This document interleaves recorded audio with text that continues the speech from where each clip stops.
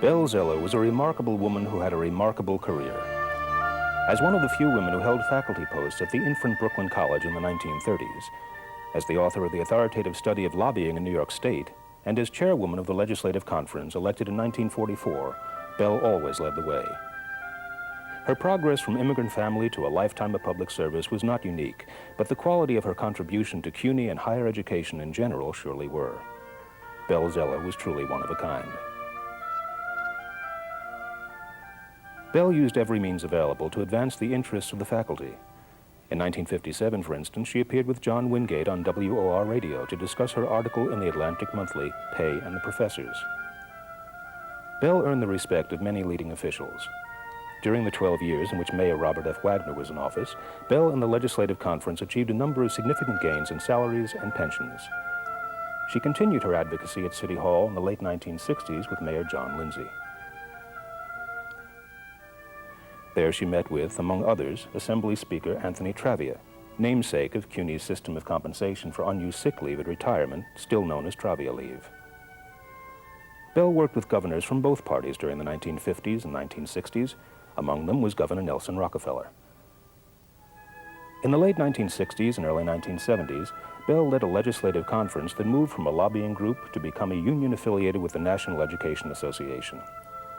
A rival union, the United Federation of College Teachers, led by Dr. Israel Kugler, and affiliated with the American Federation of Teachers, challenged the Legislative Conference to represent the faculty and staff of CUNY. The two organizations merged in 1972 to form the Professional Staff Congress. Belle became the president for an initial one-year term. At the same time, the state affiliates of the National Education Association and the American Federation of Teachers merged to form the New York State United Teachers.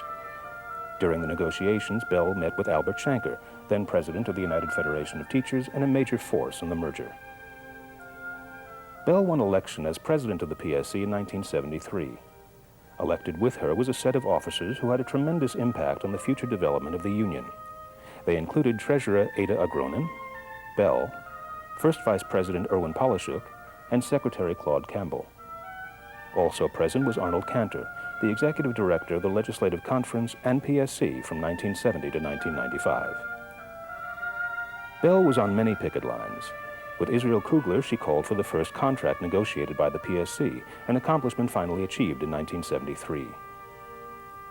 The budget crisis in New York City in the 1970s hit CUNY hard. One of the casualties was free tuition. In 1976, Belle spoke at a rally on Wall Street, calling for the maintenance of CUNY as a quality institution. That year, after retiring as president of the PSC, Belle looked at the election tallies with Erwin Polishuk, who was elected to succeed her. Belle's retirement as president did not enter contributions to the PSC. She became the union's legislative representative, a post in which she put to use her enormous range of political contacts and lifelong professional interest in lobbying. In 1979, she could be seen with Patricia Koenig, the New York State Union of Teachers lobbyist for higher education, State Senator Kenneth Laval, and Erwin Polishuk. Belle had a direct but endearing style. She seemed to know everyone. In fact, a good number of legislators had been her students. Governor Hugh Carey had not been Belle's student, but she used her formidable powers of persuasion in the late 1970s to have New York State fund the senior colleges of CUNY without dismembering the university. Many tributes were suggested to Belle, but she agreed to only one, the Belle Zeller Scholarship Fund, which began operation in 1979. She attended each dinner. At the 1986 event, she chatted with Governor Mario Cuomo. Some honors Belle could not refuse. In 1985, she received the Beatrice Conheim Award from the American Association of Professors for advancing academic freedom and reducing discrimination against women and minorities in higher education.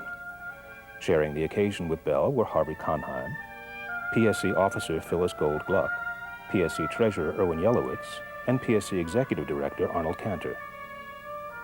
In September 1986, Belle received the Eugene Link Award from the United University Professions, our sister union in the State University of New York. President Nuala Drescher of UUP presented the award. Belle's long career demanded historical recognition. In 1986, Erwin Yelowitz, a labor historian at the City College, and the PSC treasurer interviewed Belle at length. The resulting 6 hours of tape are housed in the PSC collection at the Wagner Labor Archives. Tragedy struck Belle in 1987 when she was hit by a bus and nearly killed. She survived with the loss of one leg below the knee. This physical disability and age finally slowed her down. She continued to attend some union meetings and the annual Belle Zeller dinner, but most of her time was spent at home. She continued to read about politics as the books in the background of a photo taken on April 8, 1998 reveal. This is the last image we have of Belle Zeller.